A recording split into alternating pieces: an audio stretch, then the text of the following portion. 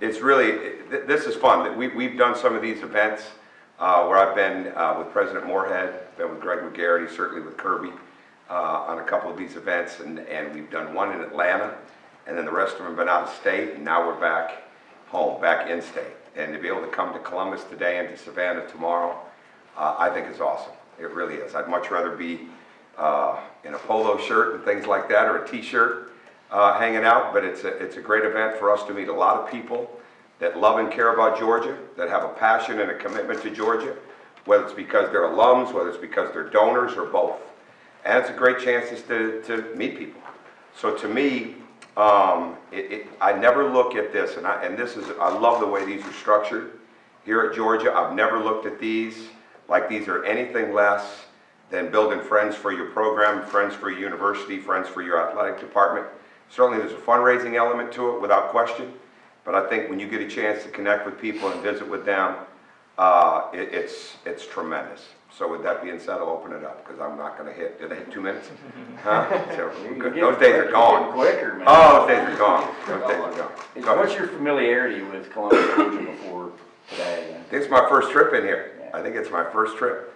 But no question, I know it's a big part of the state. I know it's certainly been a big part of other sports in football and things of that nature. I know where we sit, know we're close to that line. We got to keep this being a Georgia city. As much as anything can possibly, as much as we can do anything else, is to make sure of that.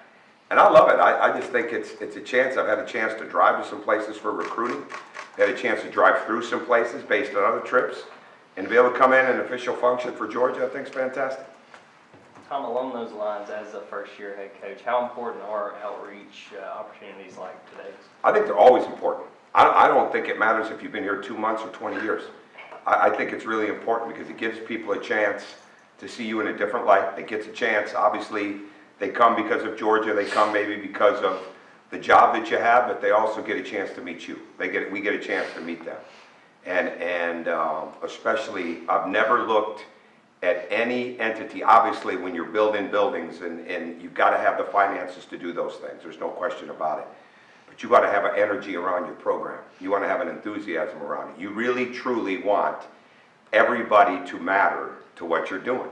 And to me, that's what's so important. And it's a great state to be able to do that in. It's a great community to be able to come and do that in. To follow off that, you talked about energy as your first priority when you first spoke to us. How is that? Have you kind of implemented that with the team so far? Well, I wish I had more to give them right now. So last night it was working out with the Pardon My Take guys, PFT Commenter and Big Cat, doing some shooting drills, which we'll put out later in the week. But that's how desperate I am to be working with the team. We have not been able to work with them since the week before exams. So they'll come back the first full week of June, and we'll get our 8 weeks started then. So, but with that being said, what we did inside of our, it was a little over a month, but when we did inside of those 17 workouts, I loved. I mean, it was just great to be able to be on the court with them, to knock down walls, so to speak, to build up skills, to get an idea where they're at now. It's a lot of time spent on film, a lot of time spent in recruiting film, evaluation film, but even our own film. And this month in June is a big part of looking at all the different facets of our individual guys, looking at the way that they defended, and then really starting to dive into the league. So you got to have energy for all parts of the program, but there's really nothing that's close to being able to be on the court with them inside of a workout or a practice. And how have you liked Athens? It seems like the Dog family has really just welcomed you in with open arms. I enjoy it. That's where my energy comes from. I mean, I'm learning something new all the time. I'll learn all kinds of new things tonight.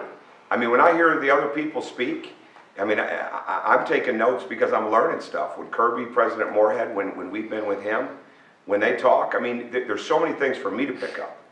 And I feel like I'm going to utilize it. I feel like I can utilize it with our own program, and I don't have any question we can utilize it with recruiting. So when I get a chance to be out into the community and see people and talk to them or have some fun with it like we've had with meeting people and asking questions, I love that. I mean, I really do. I mean, it'll get busier, right? There'll be less time to be able to be, I don't have that much time now. I just sometimes put my phone up when I'm out there and take some video. But I want to be a part of the community. I want to be a part of it because my family's getting ready to move here. right? Like, we just got here, my family just came this past weekend so we could do some of the things that we have to do, you know, house shop and look at the school situations and things like that, where we can start to formulate even, the plan is in action, now it's getting closer to taking place, so why wouldn't I want to keep learning about it?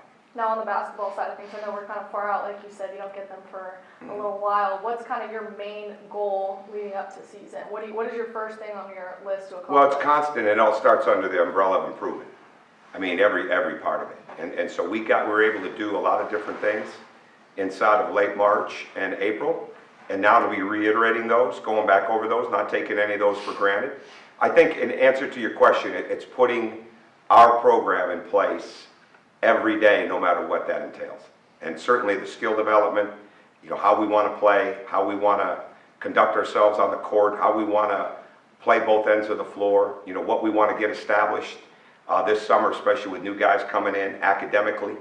And so the first 2 months were really, let's get involved in basketball, let's get involved in the recruiting, let's meet a lot of people. Now the summer becomes more and more, okay, now this is what we're implementing even more so.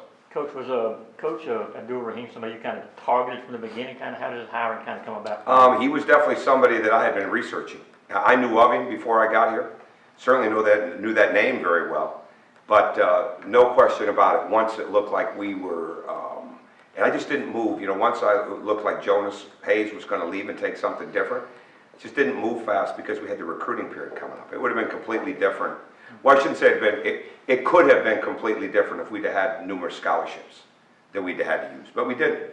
You know, we started with one and now we have one more because of Isaac leaving. So it gave me a chance to really dive in, research it hard, and really try to find what was going to be great for us at Georgia and something that it was going to mean a lot to them as well. And I think we hit all those boxes with Amir and Ari and his family. I don't think there's any question about it. He's actually starting today. He's probably getting there about right now or somewhere in this time frame. You mentioned the one scholarship. Is that something that's going to carry over to next year? Or you still? Oh no, we're actively recruiting right now. Okay. But I look at it like it's a piece of 24 karat gold. I mean, we're going to use it wisely. So really what we've tried to break it down to, and we went through a lot of research on guys when we only had the one scholarship and we were recruiting Ty Fagan. So every time something comes up, we're going to research.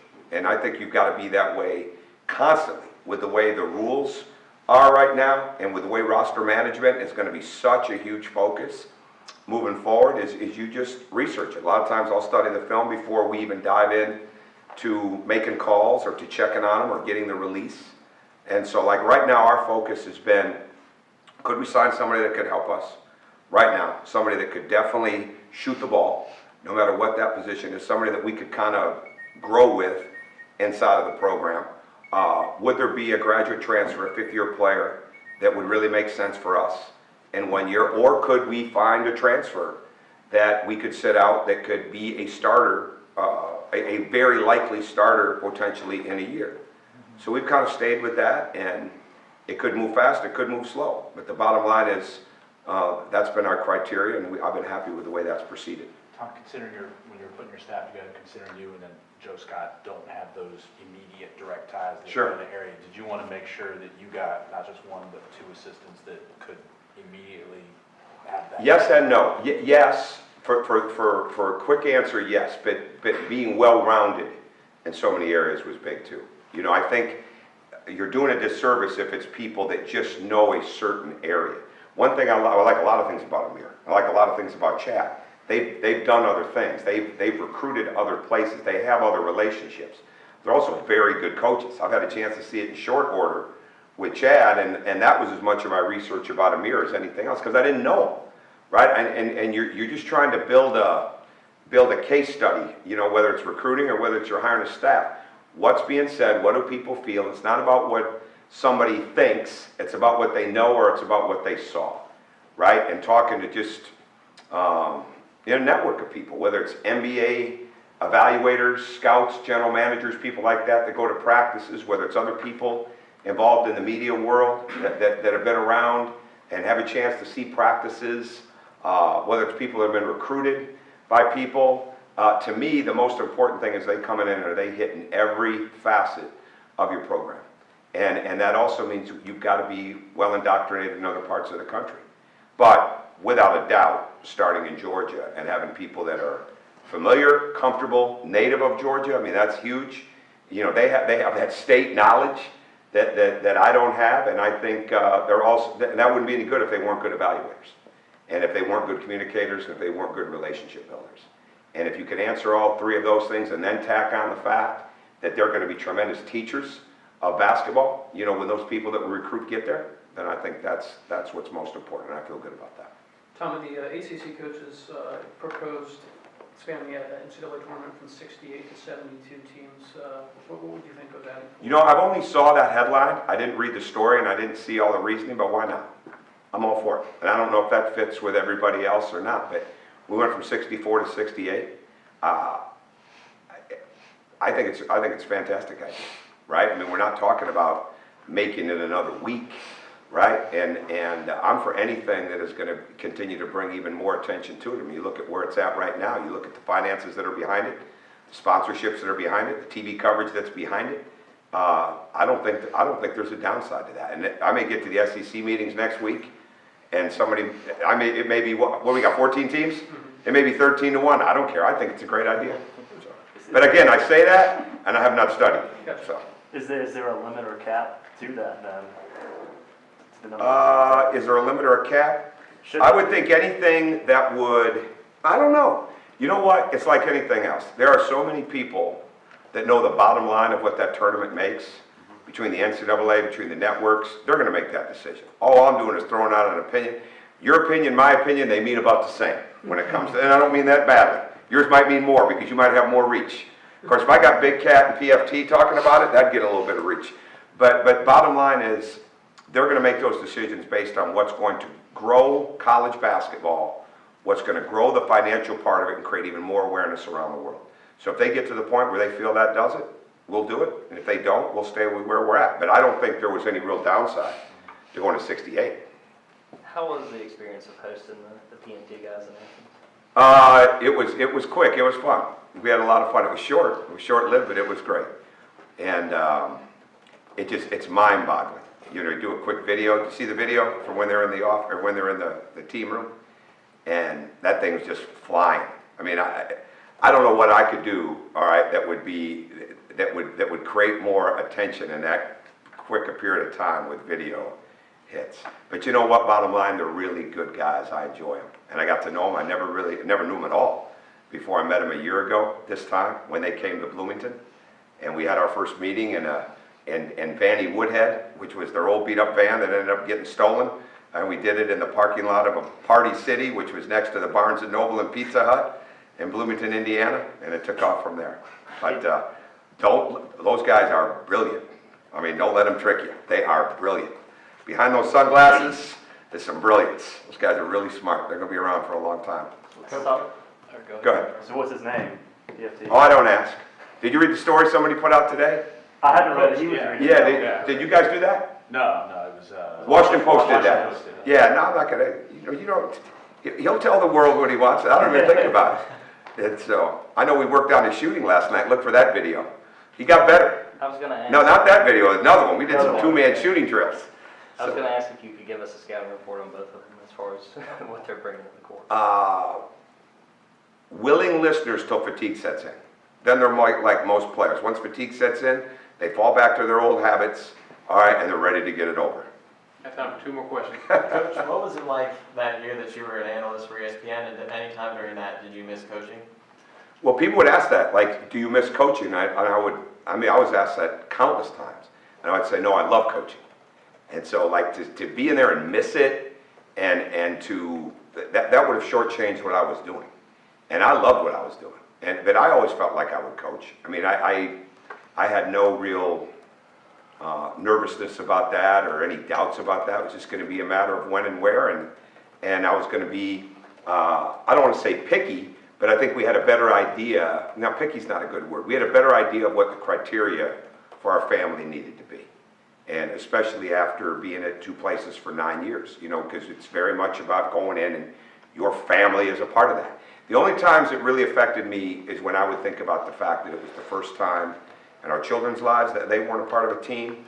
And then a couple months into it, it hit me that it was my wife's first time in her life that she wasn't a part of a team. She was born into it, she married into it, and it was the first time she didn't have a team. So in that sense, then I would feel that kind of tug. But other than that, I just kept learning, kept enjoying it, loved what I was doing, and just wanted to make sure that we hit the ground running when that one came, and we didn't have any doubts, and I've had no doubts whatsoever in 2+ months. When coaching down the road is done, you see yourself going back to that route? I haven't thought that far. I mean, I enjoyed it. I mean, if I talked to some other schools, but like once Georgia came along, and I know I said this before, like there was no doubt to me, but if it wouldn't have been something like this, or it wouldn't have been something that I said, you know what, there's no doubt about this, I'd still do it. I mean, I have a lot of respect for it. A lot of respect. It is, I already knew this because I had some background of doing some stuff at Turner when they first got the tournament. So I was in the studio for a few days, and the mornings would start, you'd get picked up at 6:30 in the morning. You might get back at the one night, it was about a 6:30 pickup, and I think I got back to my hotel about 1:30 or 1:45. So like, I got a real dose of how much time and effort and work and thought that goes into this. And I didn't want to shortchange ESPN. I didn't want to shortchange myself. I didn't want to shortchange what I was doing with talking to viewers. So if it happens, it happens. But I don't plan on going back into it anytime soon. Thank you, Coach. One more? We're Is good? Joe Flacco elite? You know, that one strikes close because that's family right there with my I brother. figured. Put it this way, Joe Flacco needs to be elite. Thanks, Coach.